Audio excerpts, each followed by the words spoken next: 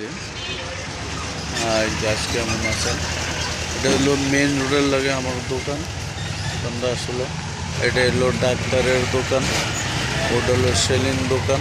আর আমার পাশে রইলো এটা হইলো টিভির মেকারের দোকান।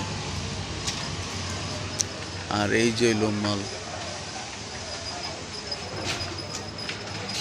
ঘুরায় গাড়ায় মনে করেন মালিক কোথাও যাওয়া পড়ে না। আমার ভিডিও বানাই না, আমি দোকানে বই ভিডিও বানাই।